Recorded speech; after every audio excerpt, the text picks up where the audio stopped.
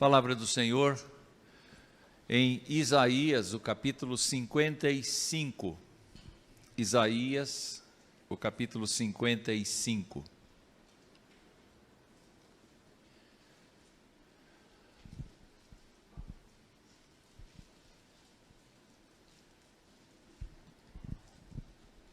A todos vós, os que tendes sede, vinde às águas.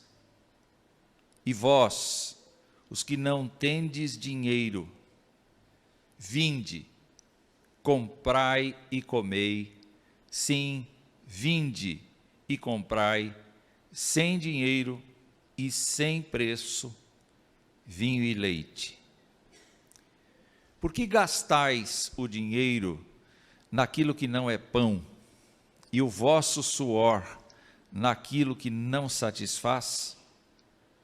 Ouvi-me atentamente, comei o que é bom, e vos deleitareis com finos manjares.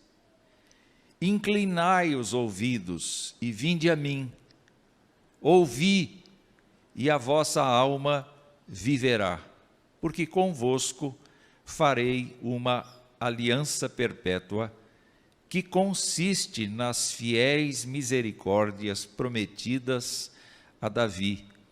Eis que eu o dei por testemunho aos povos, como príncipe e governador dos povos. Eis que chamarás a uma nação que não conheces, e uma nação que nunca te conheceu, correrá para junto de ti, por amor do Senhor teu Deus e do Santo de Israel, porque este te glorificou. Que o Senhor nos abençoe. Meus irmãos, de fato, uma parcela da população está muito contrariada com os resultados eleitorais. Outra parcela da população está exultante por conta do resultado das eleições. Mas eu não me lembro de ter visto um retirar de máscaras com tanta intensidade quanto eu tenho visto nestes últimos tempos. Pessoas ofendendo, pessoas insultando,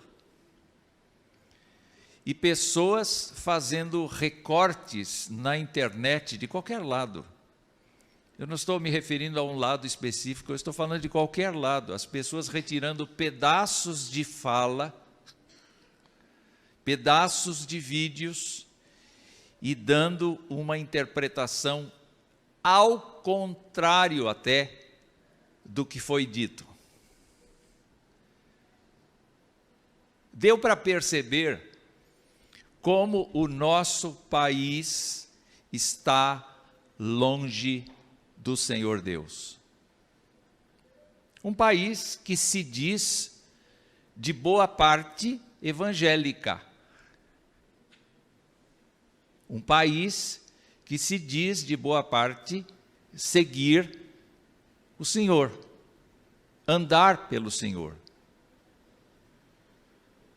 Eu vi uma dúzia de profetas surgirem nesse tempo, profetizando coisas.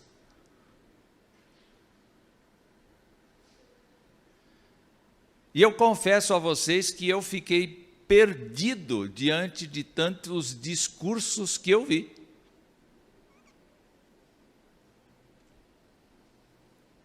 Porque todos esses discursos, na verdade, eram apenas opiniões das pessoas. Eu assisti vídeo de gente que eu nunca tinha visto antes e nunca mais verei. Porque essas pessoas emergiram, não é? Elas saíram das profundezas para fazer o seu posicionamento público e, em seguida, desapareceram. Como quando uma baleia resolve dar uma saída na água para ver como é que está o céu. E depois ela volta. E eu fico pensando que na época de Isaías, não era diferente não. não era diferente não.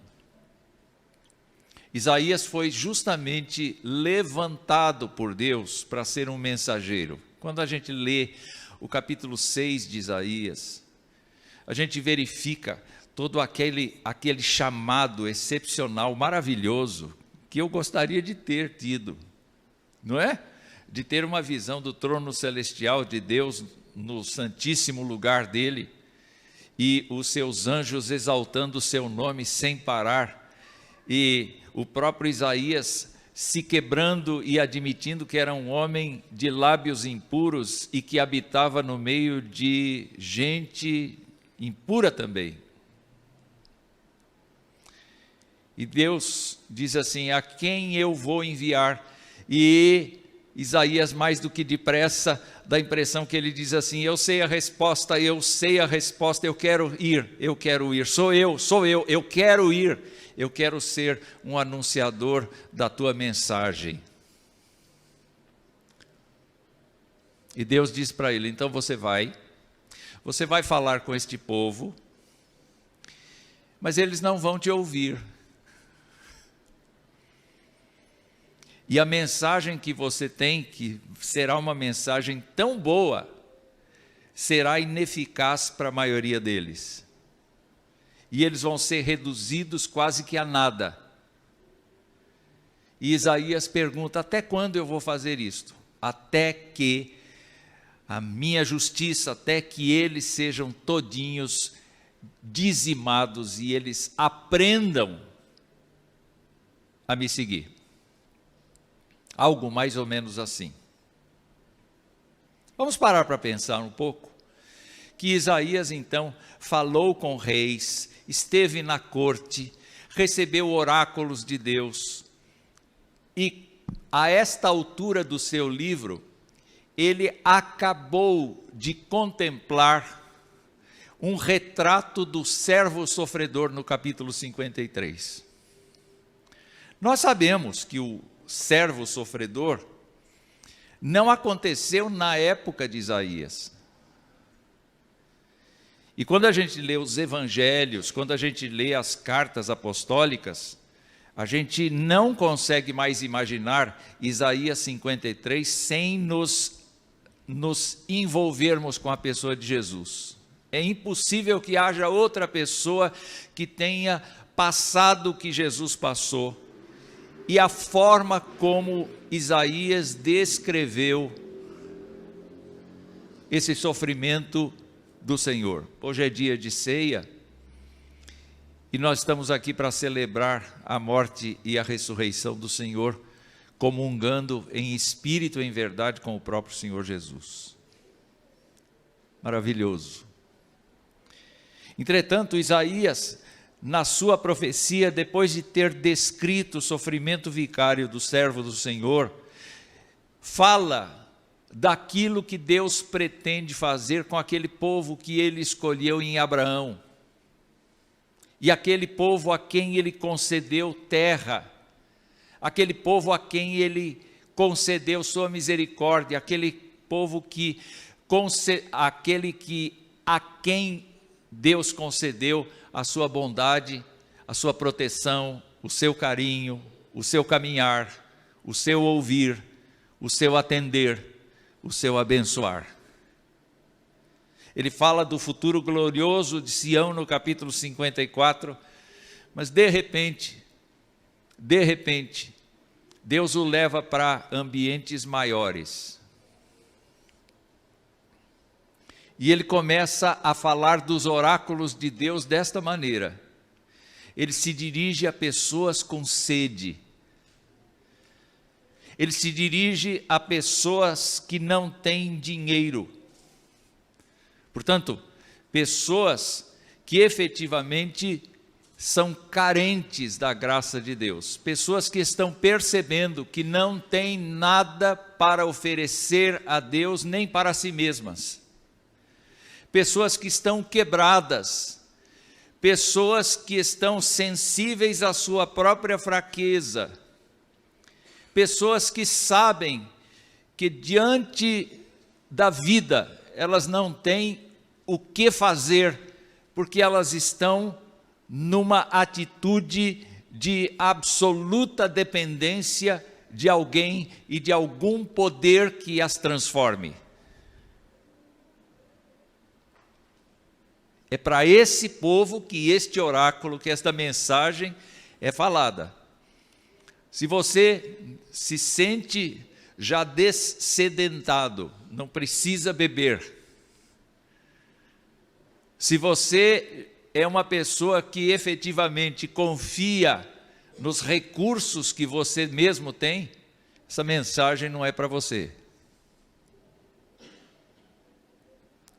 Justamente pelo fato de que quem acha que está bem, Jesus disse, não precisa de médico. Os sãos não precisam de médico. O médico é necessário para alguém que sabe que está doente. Ora, o crente, o cristão, é uma pessoa que foi levada a pensar que é doente.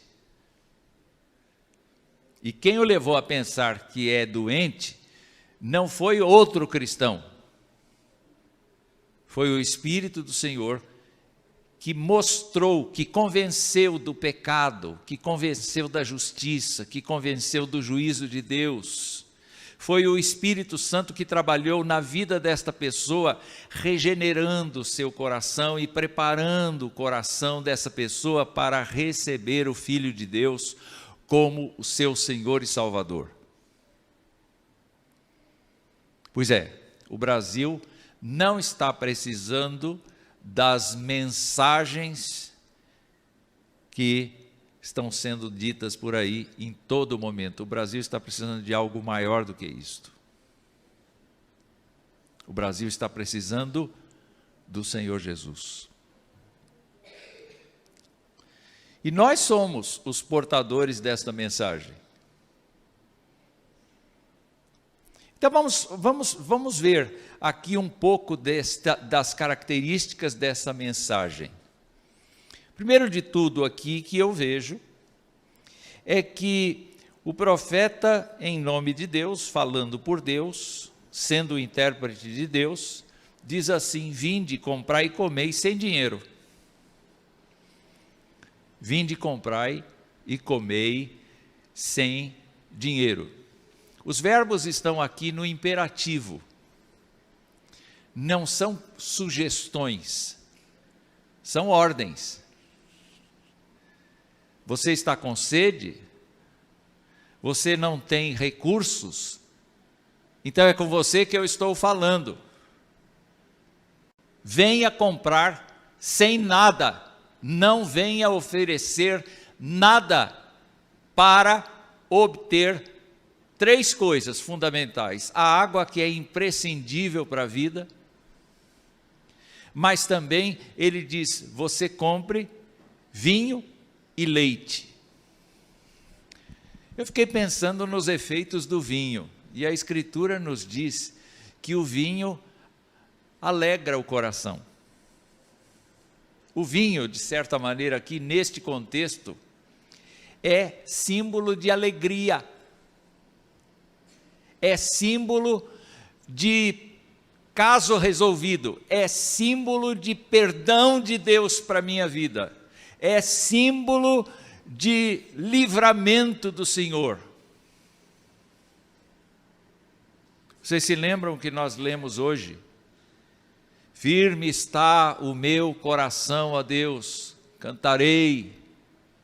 Vocês se lembram que nós lemos aqui que Jesus veio para nos desarraigar deste mundo perverso. Pois é, se nós estivermos bem cientes do que isto significa, nós vamos nos lembrar do fato de que uma pessoa que não tem o que oferecer a Deus nem a si mesma, não tem mérito nenhum, mas vem ao Senhor para comprar dele vinho e leite, ela sai alegre. E Pedro vai nos mostrar que o leite é sustento. Pedro vai nos mostrar que o leite é fortalecimento do nosso ser. Especialmente os recém-nascidos precisam do leite materno. Por quê? Porque se eles ficarem sem este alimento, eles certamente padecerão e eventualmente morrerão. Os crentes precisam se lembrar do seguinte: a mensagem que este oráculo nos traz inicialmente é: Deus não quer nada seu, apenas que você venha a Ele, porque você tem sede dEle. Só que Ele não vai apenas matar a sua sede, Ele vai te dar alegria de coração e Ele vai te sustentar. São estas as expressões simbólicas que o texto nos traz. Mas, ao mesmo tempo que Ele faz este convite de graça, da graça, Ele também contesta a atitude humana. Porque o texto nos diz assim: por que gastais o dinheiro naquilo que não é pão? E o vosso suor naquilo que não satisfaz? De repente a pessoa aqui tem dinheiro. E de repente a pessoa queima o seu suor em coisas que não satisfazem. Eu fiquei pensando no que isto significaria, e eu me lembrei do fato de que o próprio Deus, lá em Isaías 40, faz algumas perguntas. Se você for lá com a sua Bíblia aberta, não é?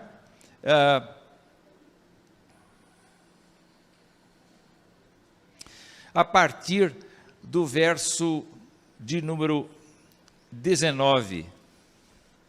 E aí a gente vai entender o que significa tentar comprar com dinheiro, não sei de onde vem esse dinheiro, e tentar esgotar o suor. Dá uma espiadinha. Isaías 40, verso 19, diz assim: o artífice funde a imagem, e o ourives a cobre de ouro, e cadeias de prata forja para ela. O sacerdote idólatra escolhe madeira que não se corrompe, e busca um artífice perito para assentar uma imagem esculpida que não oscile.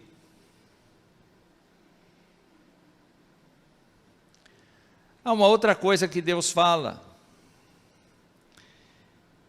Ele fica realmente pensando: como é que pode ser possível uma pessoa acreditar em ídolos que ela mesma fabrica?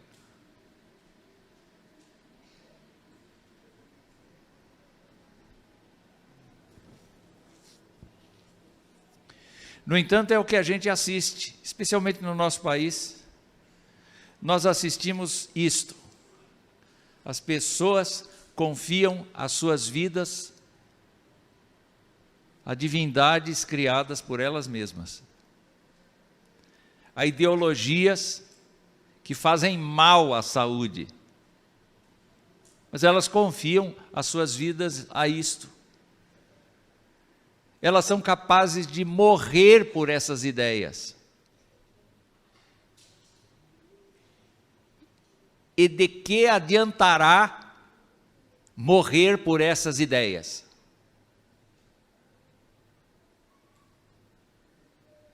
De que adiantará uma pessoa tentar viver fazendo bem a vida inteira e nunca jamais olhar para a solução que o próprio Deus estabeleceu?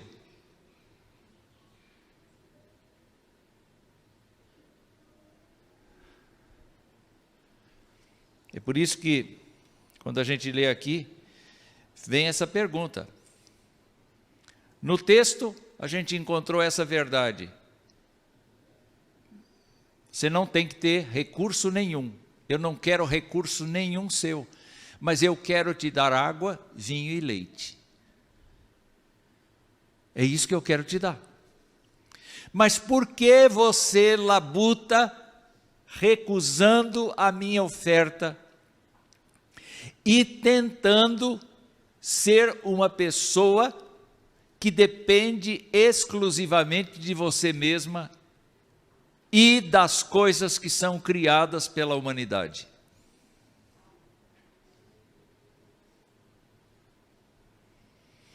Quando Jesus Cristo falou a respeito da sua missão, ele disse algumas palavras, muitas palavras ele disse, mas eu quero citar algumas.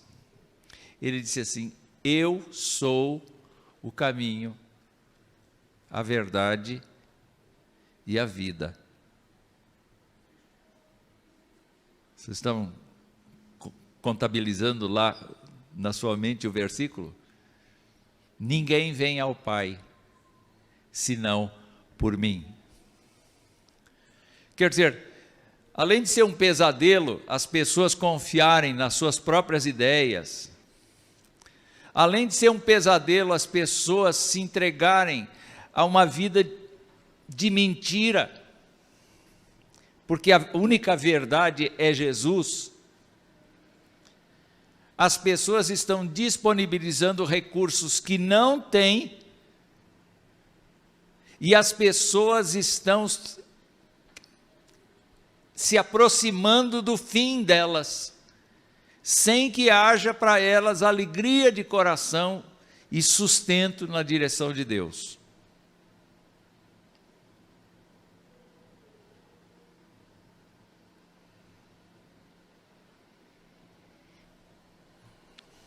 Então, o oráculo continua,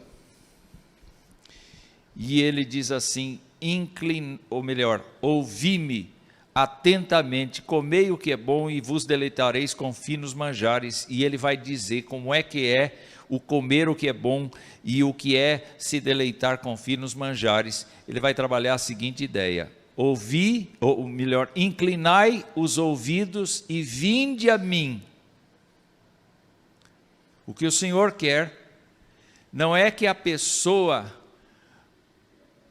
morra por uma causa, não é que a pessoa morra por uma ideia. Ele quer que as pessoas vão na direção dele. E ele diz assim: inclinai os ouvidos e vinde a mim, ouvi. E o que vai acontecer com a alma? A vossa alma viverá. Ou seja, a pessoa vai começar a experimentar o gosto daquele vinho, o gosto daquele leite. E vai ter a sua vida sem sede. Mas ele diz mais: o que consiste essa boa mensagem? Ele diz que essa boa mensagem consiste numa aliança perpétua.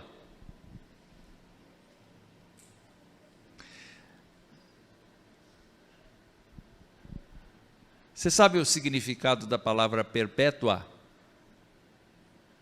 Uma aliança que não se desfaz. E o que é uma aliança? É um contrato, é um acordo entre duas partes. Quando vocês casaram, vocês fizeram um contrato, não é? Assim, de 5 em 5 anos, ou de 25 em 25 anos, as pessoas renovam esse contrato, não é? Você se lembra os termos do contrato? Eu prometo te amar, te honrar, cuidar de você na saúde ou na doença, na riqueza ou na pobreza. Eu prometo isto.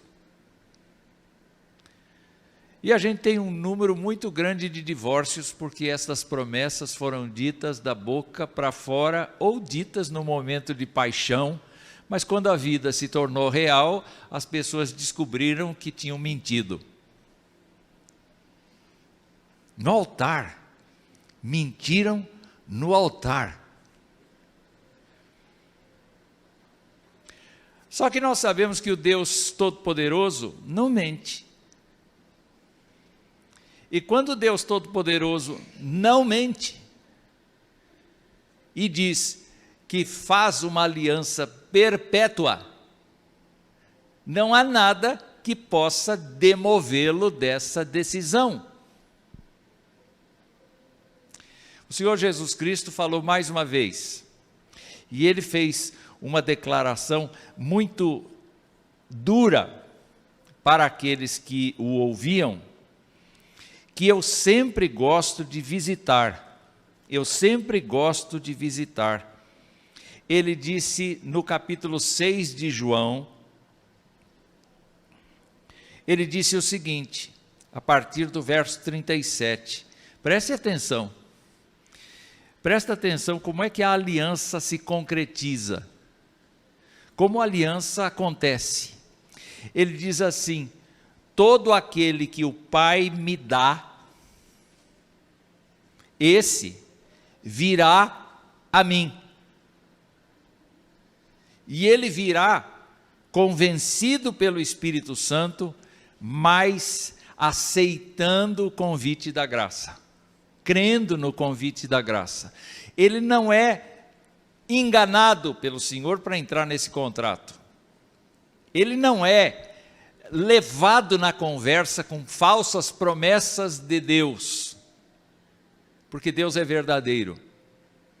Ele é acolhido pelo Senhor, e isto envolve 100% das providências do Senhor e o nosso arrependimento e a nossa fé. Porque é mediante a nossa aceitação que tudo se concretiza. Quem faz a obra de redenção exclusivamente é o Senhor. Quem nos desperta, quem dá a fé, quem nos ajuda a crer, quem nos ajuda a se entregar é o Senhor. E nós simplesmente vimos a Ele sem dinheiro e com sede. Mas o Senhor disse assim: eu desci do céu, verso 38, não para fazer a minha própria vontade, sim a vontade daquele que me enviou, e a vontade de quem me enviou é esta, presta atenção, que nenhum eu perca daqueles, ou de todos os que me deu, pelo contrário, eu o ressuscitarei no último dia.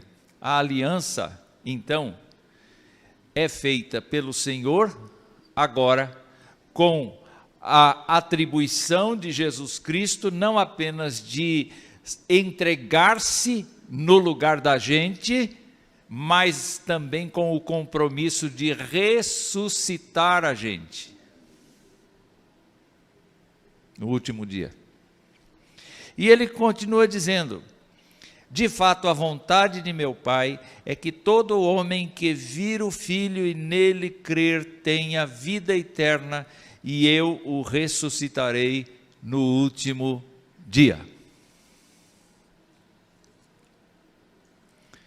Essa é a proposta da aliança. Eu, diz Deus, serei o seu Deus e o Deus das gerações no decurso delas. Eu serei o Deus que vai tirar sua sede, o Deus que vai alegrar o seu coração e o Deus que vai nutrir você. É isto que eu posso chamar de fiéis misericórdias prometidas a Davi.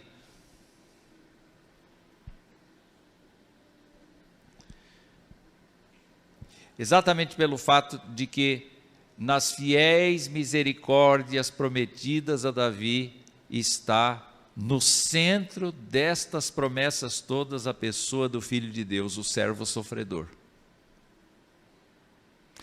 Aquele que Isaías diz assim: ele verá o fruto do penoso trabalho de sua alma e ficará satisfeito. O meu servo justo, com o seu conhecimento, justificará muitos, porque as iniquidades deles levará sobre si. Qual é esse convite, então? Esse convite para quem está nos vendo. É o convite de dizer, venha sem nada, venha nu diante do Senhor. Sem nenhuma pretensão, sem nenhuma justificativa, sem nenhum disfarce, venha como você está agora. Me receba, diz Deus, e eu vou tirar sua sede, vou te dar alegria do meu perdão e vou te sustentar. E eu vou fazer isso perpetuamente.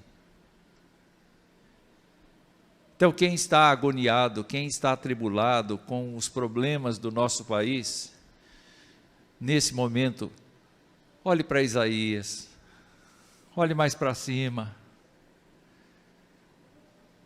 porque Deus não vai desistir da sua aliança, Ele empenhou o seu próprio Filho, e é isso que nos diz o versículo de número 4, porque agora está falando de Davi, mas não o Davi histórico, o rei de Israel, está falando do sucessor de Davi, que é justamente o Messias. O verso 4 diz, eis que eu o dei por testemunho aos povos, como príncipe e governador dos povos. Irmãos, o que Deus está dizendo aqui por este oráculo é que o trabalho deste príncipe, deste governador, não é apenas dedicado aos judeus, é dedicado aos povos. E os povos, os que não são judeus neste auditório, estão alcançados. Foram alcançados pela graça de Deus. E devem se comportar, devem se posicionar como aqueles que um dia Deus encontrou no caminho, absolutamente nus, miseráveis, sedentos, quebrados. E Ele tomou nos braços, e Ele olhou com piedade, e as pessoas creram em Jesus Cristo, e as pessoas confessaram a Jesus Cristo, e as pessoas cederam o seu coração para Jesus Cristo. E a partir dali, Deus foi corrigindo, foi remodelando, e está fazendo isso até o final dos nossos dias, e fará ainda mais depois da nossa partida. Porque aquilo que Ele propôs em Jesus Cristo não tem mais fim. Não tem mais fim. Então, olhar para Jesus do ponto de vista deste oráculo, Jesus Cristo é nosso príncipe. Mas depois que Ele foi exaltado à destra da majestade nas alturas, Ele tem uma roupa que ninguém tem. E nessa roupa dele está escrito Rei dos Reis, Senhor dos Senhores. O nosso Senhor não está morto, não está dormindo, o nosso Senhor não está inativo, o nosso Senhor está operante, como diz a linguagem policial. Ativo e operante. E Ele está governando sim todas as coisas. Como é que nós sabemos disto? O apóstolo Paulo, quando trabalha a ressurreição de Jesus Cristo e discute a ressurreição de todos nós, ele nos diz com toda clareza que nesse instante, neste preciso instante, no tempo dos últimos dias, Jesus Cristo está governando todas as coisas. Eu vou ler 1 Coríntios 15, não é? 1 Coríntios 15, porque é muito importante para nós pensarmos aqui no que vai acontecer. A partir do verso 20, 1 Coríntios 15, 20, diz assim: mas de fato, Cristo ressuscitou dentre os mortos, sendo ele as primícias dos que dormem, visto que a morte veio por um homem, também por um homem veio a ressurreição dos mortos. Porque assim como em Adão todos morrem, assim também todos serão vivificados em Cristo. Quem são esses todos que serão vivificados em Cristo? Os que têm sede e os que não têm dinheiro, mas que compraram sem dinheiro e sem preço vinho e leite.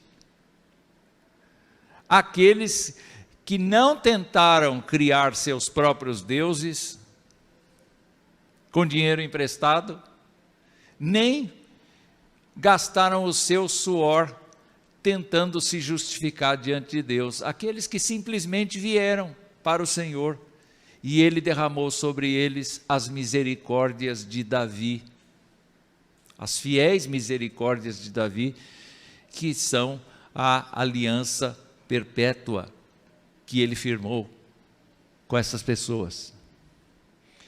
Mas agora, Paulo está dizendo aqui que essas pessoas, por conta desta aliança perpétua, serão vivificadas em Cristo. E mais, cada um, porém, por sua própria ordem, verso 23, Cristo as primícias, depois os que são de Cristo na sua vida, e então virá o fim. Quando ele fizer o quê? Quando ele entregar o reino ao Deus e Pai. Quem é que está cuidando do reino? É o Senhor Jesus. Por quê? Porque ele está vencendo todos os inimigos que se antepõem a Deus. E o texto nos diz que convém que ele reine, até que haja posto todos os inimigos debaixo dos pés, e o último inimigo a ser destruído é a morte. Então ele próprio, o Senhor Jesus Cristo, se sujeitará ao seu Pai, para que o Pai seja tudo em todos, como é a missão do Pai. Porque a missão do Filho foi a de tratar dos pecadores e a proporcionar para os pecadores esse perdão maravilhoso que nós encontramos nas Escrituras.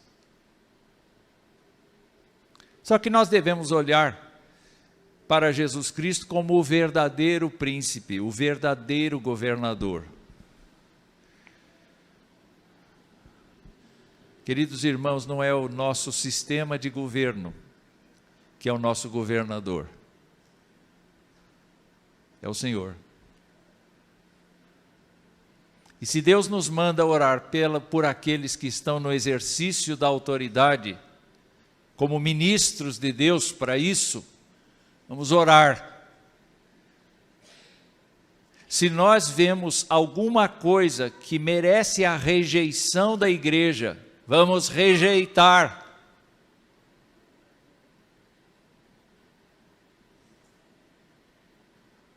Mas não vamos ficar com a nossa esperança aqui embaixo.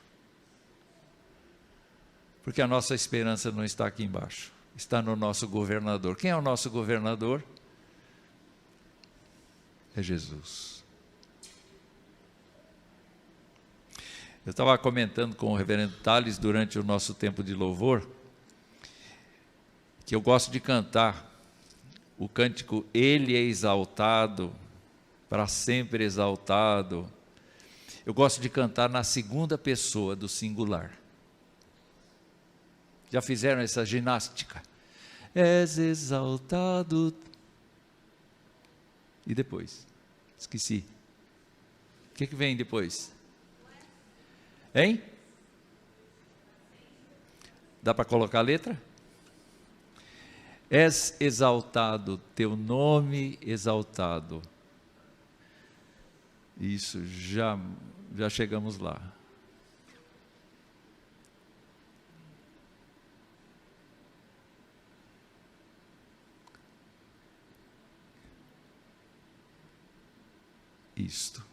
Isto. Vamos mudar um pouco aqui e vamos só recitar. Como é que ficaria na segunda pessoa do singular? Vocês lembram do português, da língua portuguesa, que todo mundo perdeu com essa tal de internet e WhatsApp? Então vamos ver se nós conseguimos na segunda pessoa.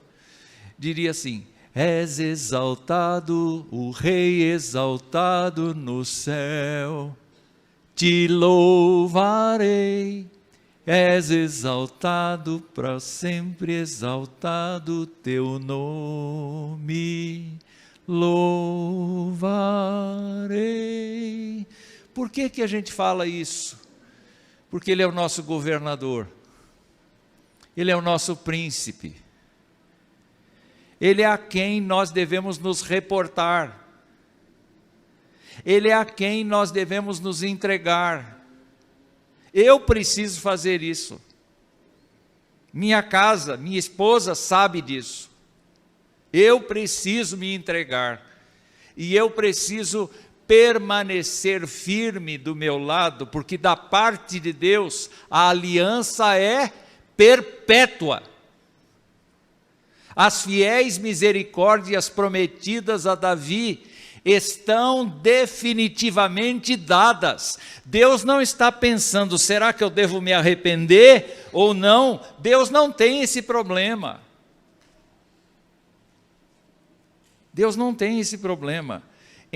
Onde está o problema? O problema está da gente recorrer ao Senhor. A receita de Paulo é muito importante para a gente nessa hora. Ele diz para a gente colocar a ansiedade na mão do Senhor. De quanto em quanto tempo eu devo colocar a ansiedade? No café da manhã, na hora do almoço, na hora do jantar, quem sabe na hora de dormir? Eu devo lançar sobre ele a minha ansiedade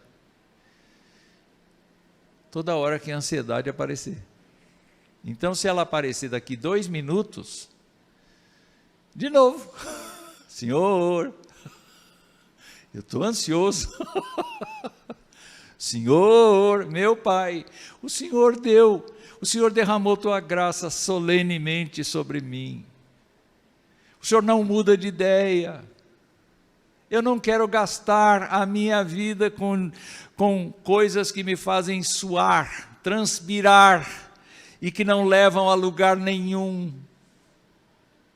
Senhor, eu quero constantemente entender o meu príncipe, o meu governador como o meu Senhor absoluto. Me dá forças para suportar a pressão que eu venho sentindo, o medo que eu tenho sentido. Bota isso para fora e não fica com nenhum dinheiro emprestado do maligno. Joga tudo fora.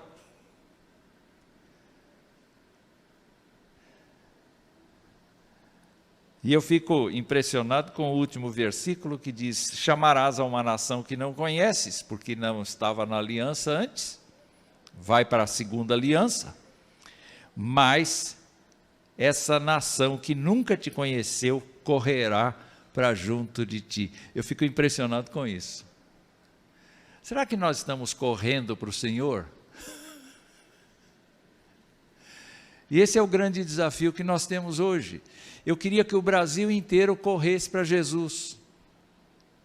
Eu queria que o nosso país corresse, todo mundo soubesse que as artimanhas diabólicas que porventura aconteçam nos meandros deste país enorme, todas essas coisas que nos envergonham internacionalmente, vamos dizer assim, tudo isso fosse deixado para trás e a gente corresse para o Senhor Jesus, porque a gente sabe que ali a gente vai encontrar água para tirar a sede, vinho para alegrar o coração e leite para nos sustentar com uma aliança que não muda, tendo a Jesus Cristo como nosso príncipe e governador. Que Deus nos console, meus irmãos, que Deus nos anime, e que você que está assistindo na internet, creia em Jesus Cristo como seu Senhor e Salvador. Não precisa pagar nada. Venha como está, e Ele vai mudar a sua vida. Que o Senhor nos abençoe.